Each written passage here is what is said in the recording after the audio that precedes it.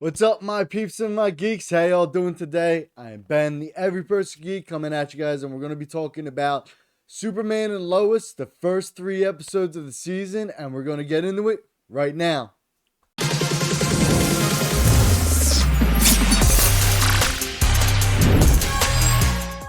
Alright, so these first 3 episodes of the second season of Superman and Lois have been awesome, in my opinion. We got Lana going to run for mayor, which we all hypothesized last season that she was going to wind up doing this. And, I think this is going to be pretty good for her character and her family's, ability to further the story along. Because with Lana being the mayor, we might wind up seeing some stuff come in where she might wind up finding out who Superman is, in relation to Clark and stuff like that, especially now that Clark and his family are in Smallville, and a lot of the danger has been happening more in Smallville recently in these past couple of episodes, especially with the whole mine thing and everything with the kryptonite mines and stuff like that.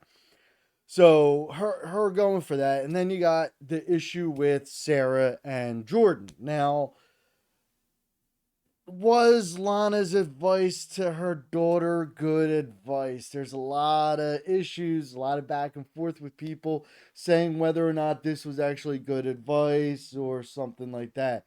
So, my opinion, not so great advice. Now, yes, they are a teenage couple and mistakes were made.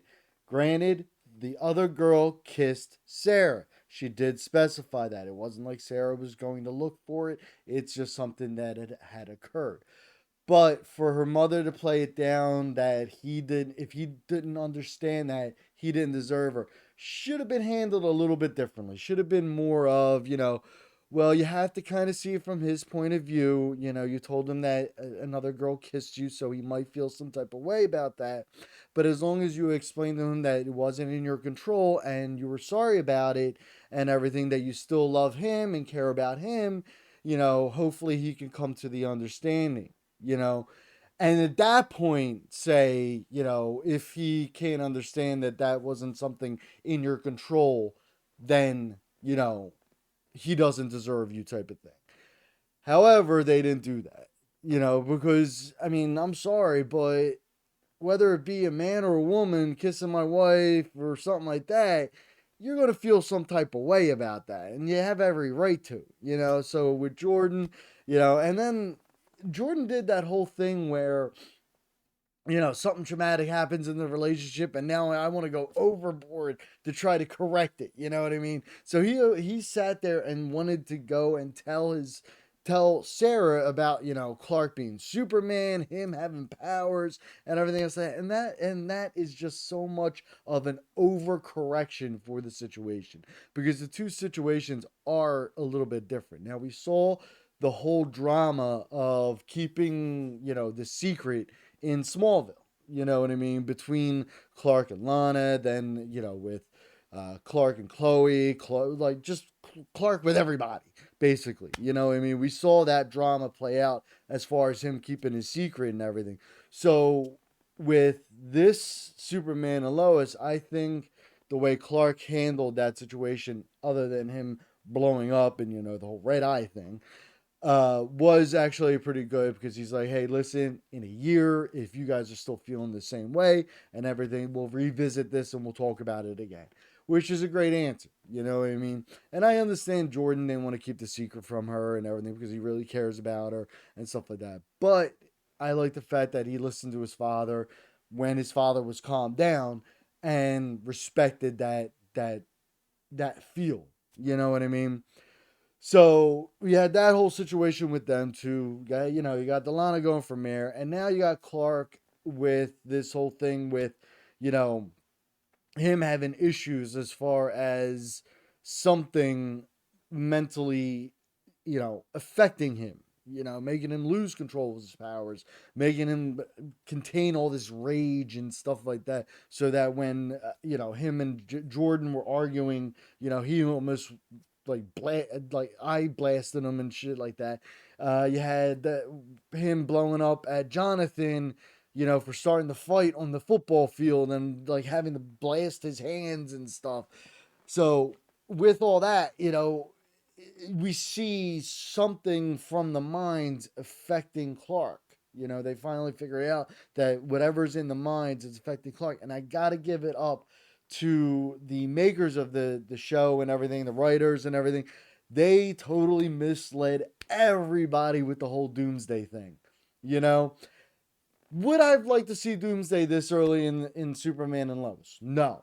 I don't want to see and I don't want to see Doomsday anywhere near this show until at least the fourth or fifth season.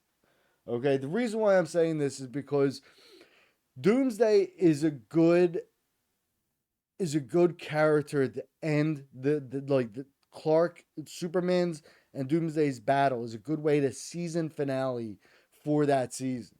Okay, where we see Clark being devastated and everything else like that, and then start the new season with the funeral, the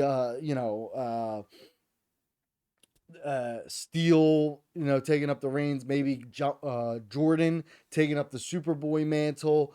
You could see, what was that military guy's name? Hold on one second. Uh, Karnowski, because we already had, you know, Hank Henshaw in Supergirl, so maybe the new Superman liaison being, the cyber Superman, which I think would be a little bit better than bringing Hangshaw back and stuff like that. But I would like to see that happen in, from one season to the other, and have that all happen that way, because then, they could do the storyline justice. You know what I mean? Whereas if they introduce Doomsday, in the second season, that's a little too early. So I'm glad that they didn't do it. I like the fact that they did Bizarro instead, which I think is another great character that they're bringing in here. Now with Bizarro, a lot of people had a hard time understanding what Bizarro said in the show. Some people thought it was like a Kryptonian language or something like that, and we came to find out that he was actually speaking in reverse. So I think that's kind of cool, and they have the reverse S on his chest and everything. So with that, I think they're doing Bizarro kind of cool. I When they did Bizarro in Smallville, it was an interesting take on the character, but the one thing that I always remembered about Bizarro in the comics and the animated movies or cartoons and stuff like that was that the Bizarro was a little slow. You know what I mean? He wasn't um, fully matured. So the fact that they're, showing that aspect of Bizarro possibly, I do like that, and I think it's gonna be really good. And then we got the stuff going on with Lois as far as that cult is concerned with what's her name, Allie Allison, which in the comics I believe is another variation on the character Parasite, which we all know, can absorb, just like a parasite can absorb people's like energy and power and stuff like that. So I think this is going to be an interesting leeway and holding up to what the creator said, that there's going to be multiple villains in this season, because we even have Dr. Faulkner, which turns out to be Rampage from the comics also. So, with all these characters and all these villains possibly coming out in the series, I think is actually going to be really cool. And just again, the writing that they're doing right now is phenomenal. The acting on the part of the actors, just great. I'm looking forward to seeing the next season, when hopefully we get to see a little bit more of Bizarro and what he's going to be bringing to this season, and whether or not Bizarro is going to be like an anti-hero instead of, a villain or something like that. Because I know in some of the comics and some of the cartoons and stuff like that, he was never fully evil. He just misunderstood certain situations and stuff like that. So we'll definitely have to see what happens with this, whole, Bizarro and Dr. Faulkner and and Parasite being in this new season. So I don't know about you guys, but I'm really looking forward to seeing how this season plays out. And again, Doomsday needs to come around the fourth or fifth season in order to leeway into the death of Superman beginning in the fifth or sixth season. So if you guys agree with me, hit me up in the comments. I love to hear from you guys. If you are enjoying my videos, sorry about this small break that I had. I had some technical difficulties with my camera related to my laptop, and I don't know if you guys noticed in this video, it blacked out for a second. That's something going on. I don't know if it has to do with the OBS studio, if it has to do with my Sony ZV-1 camera and the cord that's going back and forth. So before it was really bad. It was like I was only able to record like a minute and it would black out on me and stuff like that. So that's why I haven't posted any videos in the last week and a half. But I hope you guys enjoyed this video. I hope you guys come back for more. My next review, I'm going to probably be doing Boba Fett. I finally saw the first 5 episodes, so that's pretty awesome. But keep an eye out for that one, guys. And as always, oh, don't forget, guys, to hit the, put comments down below. Love to hear from you guys. Love to hear what you guys are thinking about Superman and Lois, how the season's going, where this season's going to lead, your hypothesis, your theories. Love to hear it all. Put it down in the comments. And as always, hit the like button if you're enjoying this video. If you guys are enjoying my content, please hit that subscribe button and notification bell. And as always, my geeks and peeps, may the odds ever be in your favor. Good luck to you guys. Have a good one.